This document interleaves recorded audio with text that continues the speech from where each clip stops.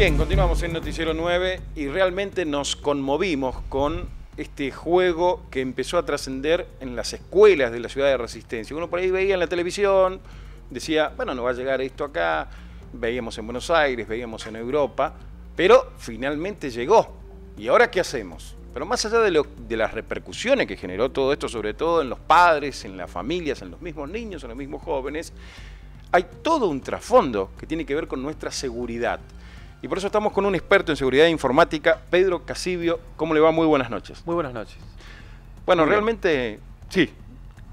Sí, este es un tema que obviamente hoy en día está en boca de todos, ya que las tecnologías que actualmente las personas pueden acceder a una tecnología muy grande, con un costo adquisitivo muy bajo, digamos, y las tecnologías van avanzando de una manera exponencial y en cierta manera forman parte total de nuestra vida.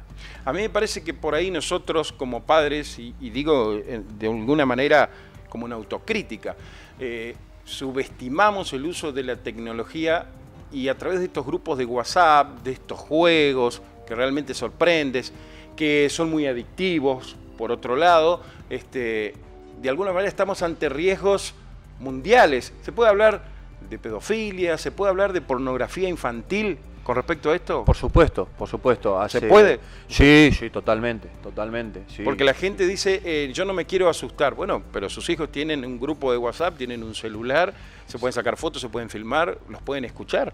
Totalmente. En la actualidad es uno de los principales problemas, de hecho hay organismos internacionales que en este momento tocan este tipo de temas, involucran este tipo de temas, incluso donde está interviniendo Interpol y obviamente asociados con organismos nacionales de distintos países como Policía Federal Argentina, en el caso de Argentina, en el caso de cibercrimen, la parte de delitos informáticos y delitos complejos, en la cual uno de los principales problemas los que se está teniendo en cuenta es justamente en los casos como los de pedofilia. ¿Qué ocurre? Como vos bien dijiste, hoy en día las personas pueden acceder a cualquier tipo de información. Un menor puede entrar tranquilamente dentro de una computadora y cree que es, usando la tecnología habitual, piensa que es normal poder exponerse, chatear con otras personas, incluso entrar en un estado de confianza donde piensan que la persona que habla de otro lado, ya sea un WhatsApp, ya sea Facebook, ya sea cualquier tipo de red social, Twitter, lo que sea, es una persona a la cual ellos de cierta manera conocen. Claro. Pero ¿qué ocurre? Virtualmente las personas ven una imagen de lo que una computadora les muestra, nada más. Entonces hoy en día es muy común que existan lo que se denominan predadores naturales, que estos predadores no son otras cosas que organizaciones de pedófilos, ¿sí? Los cuales intentan asociar a menores o hacer que los menores realicen determinados tipos de acciones que luego terminan utilizándolo en contra de ese menor o llevando imágenes de ese menor al extranjero. Un caso en Chaco mismo, o sea, aquí mismo, hubo varias denuncias. Hubo ya denuncias. Muchas denuncias. De hecho, tuve la oportunidad de intervenir como perito de parte en un caso muy grande, donde había involucrado más de 3.000 menores, en el cual la información, lo que se hacía era que un mayor había formado como agencias de modelos, donde para menores, y en cierta manera a los menores se le pedía fotos, se le pedía videos, y todo era bajo una estafa en la que se trataba de que la persona involucrada, digamos, el menor en este caso, crea que estaba tratando con una agencia oficial de modelaje y de esa manera se la llevaba a la persona, se lo llevaba al menor, o se lo incentivaba a que cada vez sea más agresivo con los desnudos o con las exposiciones de ellos mismos, y estas personas llegaban a colectar, pero muchísima información de cada uno de los perfiles que tenían, a los que conectaban, y ese material luego era sacado fuera del país. Hay muchos padres que están escuchando y el pedido en cada cumpleaños es papá o mamá, regálame un celular. Y hay chicos que tienen 10 años, 11 años, 12 años, 9 años, 8 años que tiene un celular. Bajo, de alguna manera, eso que por ahí tenemos los padres de decir, bueno, quiero saber dónde está mi hijo. Claro. ¿Usted qué aconseja?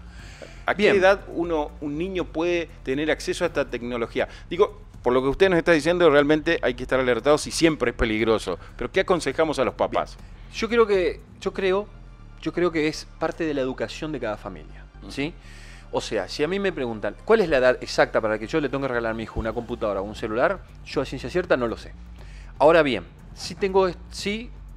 tomaría determinados parámetros para ver en qué va a andar mi hijo o qué va a hacer con la tecnología o el recurso que yo le estoy dando a mi hijo, ¿no?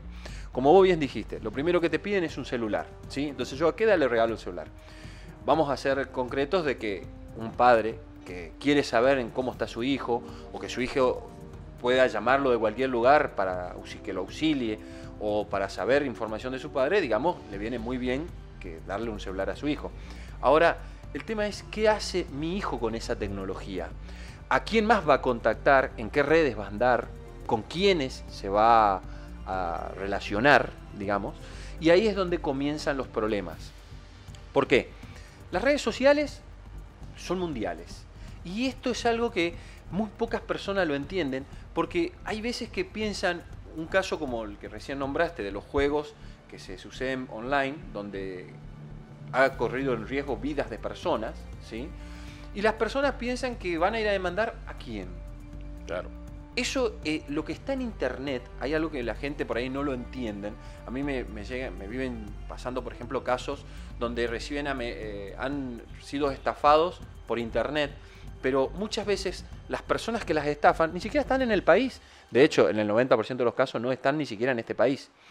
Y una cosa que a las personas le cuesta entender es que internet es supraterritorial. ¿Qué quiere decir esto? No se basa ni con las leyes de Argentina ni de ningún país en sí nativo, sino que no existe una legalidad o leyes que abarque a todo el mundo, ¿sí? Los casos incluso, como los de pedofilia, donde tiene que intervenir Interpol, las causas que se llevan luego o que se comprueban donde hay una manipulación de menores o donde realmente hay casos. Sí, hubo un allanamiento en Casa de Gobierno acá también. Casa de Gobierno, por ejemplo. Si bien pueden intervenir organismos internacionales, cuando se va a juzgar a esa persona, se lo realiza con leyes de tipos nacionales. Y muchas veces las leyes que hay en un país no pueden seguir la velocidad o la mecánica que tiene la tecnología. No hay todavía leyes o aspectos legales que abarquen, resoluciones que contemplen. Exacto. De hecho, esto ocurrió incluso la primera vez que tuvimos un email, donde la ley contemplaba que se podía, si alguien me revisaba el correo, ¿era ilegal o no? Entonces empezaban, si tiene la contraseña no es ilegal. Ahora, si vulneró, hackeó, es ilegal. Y después empezaron a tener un problema muy serio, que en ese momento las leyes no contemplaban al bit de dato como algo material. Entonces cuando se llegaba a la instancia penal, donde tenían que comprobar qué es lo que se había adulterado, qué daño se había producido, se encontraban con que los abogados expresaban una opinión donde decían, bueno, pero acá lo que se vulneró son bits de datos y eso ni siquiera está contemplado por la ley, es un pulso eléctrico. Entonces se tuvieron que reformular de vuelta todo. Pero ya después de que el hecho se había consumado. 10 años después de que salió el email, recién pudieron sacar una ley que relativamente contemplaba algo de la extorsión por medio de correos. Hay un caso que me tocó de cerca, una chica que hoy es ingeniera química, mandó un currículum a una empresa de Buenos Aires porque había un trabajo en Alemania para justamente trabajar como ingeniera química. Bueno, ella concurrió a Buenos Aires, a esta oficina, donde supuestamente había una delegación. Justamente nosotros le firmamos una referencia. Cuando llegó allá dijo, no, esto no existe. Esto tiene que ver con trata de personas. Te salvaste. Así concretamente se ve que tuvo la suerte, porque yo creo que es suerte, de que 2 semanas antes hagan un allanamiento en ese edificio y una de las vecinas le dijo, te salvaste, naciste de nuevo porque te ibas a Europa, bueno, porque decías que ibas a trabajar exactamente, en Alemania. Bueno, así que de esa manera como colectan personas en trata de blanca, ha habido muchos casos, de hecho en Argentina, reportados donde, por ejemplo, aparecen personas con, digamos, un target, te muestran un perfil en Facebook Sí. que tienen casas, autos en lugares de Europa o Estados Unidos, o generalmente de Europa, de la parte nórdica de Europa. Sí.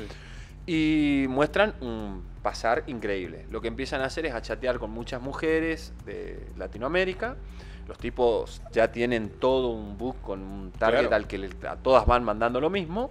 Y empiezan a hacer algo que se llama estudio de perfil psicológico, que es ver qué relación familiar tiene, qué poder adquisitivo tiene en ese país tercermundista para ello, qué los familiares, qué influencias podrían llegar a tener. Y terminan haciendo lo que vos decís, armando un enamoramiento donde yo te mando los pasajes, venite a Europa a conocer, llegan a Europa, les sacan los pasaportes y terminan apareciendo en tratas de blanca, ¿no?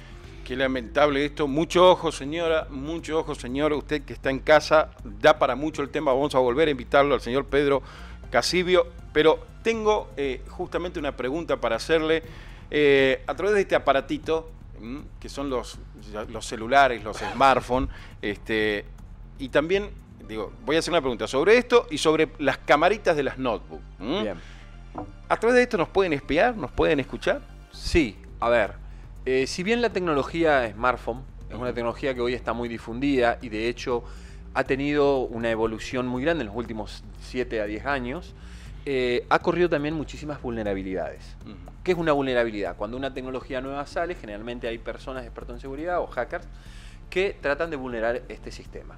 Hoy en día los smartphones corren con grandes fallas de seguridad. Es bastante fácil espiar un celular y de hecho hasta sería ridículo decirlo en público, pero hoy en día una persona puede conectar su celular directamente a una computadora. Por ejemplo, el web WhatsApp con WhatsApp. Claro. Con esto hay algo muy importante. O sea, si yo tomo durante 30 segundos tu celular y lo enlazo a una computadora, yo puedo tener enlazado completamente tu celular a mi computadora. No importa si la apago, la prendo. Cada vez que yo prenda y abra la sesión, voy a entrar en tu sesión siempre que vos estés online. Con lo cual, de esa manera uno puede ser espiado de forma, incluso sin que la persona lo sepa. Claro. Bien, de que está siendo espiada. Ahora, hay otras técnicas, obviamente un poco más avanzadas, una que se llama man on the middle, hombre al medio, en la cual se intervienen las comunicaciones y esto en realidad está más posibilitado, no tanto por las tecnologías de WhatsApp o las de smartphone, sino por las redes inalámbricas. Hoy en día todo el mundo conecta a una red inalámbrica. O sea, si yo me voy a un café, lo primero que hacen es pedir la contraseña de la Wi-Fi. Siempre. Y lo que no se dan cuenta es que todos los celulares que están en ese café están conectados al mismo dispositivo. Entro. Con lo cual viene una persona, un hacker, abre su notebook, conecta a la misma, ni siquiera tiene que hackear la red Wi-Fi, le tiene que pedir a la mozo la contraseña de la Wi-Fi. Y realiza esta técnica que se llama man on the middle y empieza a tomar todo el tráfico que está ocurriendo en esa red. O sea que toma el tráfico de la persona que está al lado, del que está hablando, del que está conectado, del que está con una computadora, del que está... Durante ese proceso de tráfico, muchas veces se pasan las contraseñas, ¿sí? Como por ejemplo Facebook, de las distintas redes sociales y demás. Y de esa manera es donde empiezan a haber serios problemas, donde se empiezan a intervenir comunicaciones, porque si yo realizo una técnica como man on the middle, en este estudio, ahora, ustedes están en los celulares, yo abro mi computadora, intervengo en la comunicación, tomo contraseñas, por ejemplo, de los Facebook, y luego yo voy y lo abro en mi computadora, podemos estar abriendo al mismo tiempo los dos, nunca te va a avisar Facebook que lo tenemos abierto en dos lugares, porque justamente la tecnología permite que vos lo tengas abierto en un celular, en una computadora y en otro dispositivo, y yo puedo estar viendo todo lo que vos chateás con otra persona, lo que te mandás, lo que no te envías, etcétera, etcétera. Muchísimas gracias, señor Pedro Casibio. Vamos a volver a invitarlo porque el tema realmente da para muchísimo y porque se subestima y porque hay mucha desinformación sobre esta cuestión. Sobre todo, no voy a decir padres y madres, grandes, chicos, todos somos vulnerables, ¿no? Todos somos vulnerables. De hecho, hoy en día en los peritajes informáticos caen más estafas por este tipo de sistemas como de redes sociales, donde realmente hay estafas millonarias, y bueno, obviamente de menores, si bien los casos no es que sean menos conocidos, pero muchas veces cuesta llegar más a las soluciones en puerto, ¿no? ¿Hubo extorsiones aquí en la provincia del Chaco? Muchísimas. Sobre este tema también vamos a estar hablando en algún momento con el señor Pedro Casibio. Le agradecemos muchísimo. No, por favor. Gracias a usted. Continuamos con Noticiero 9.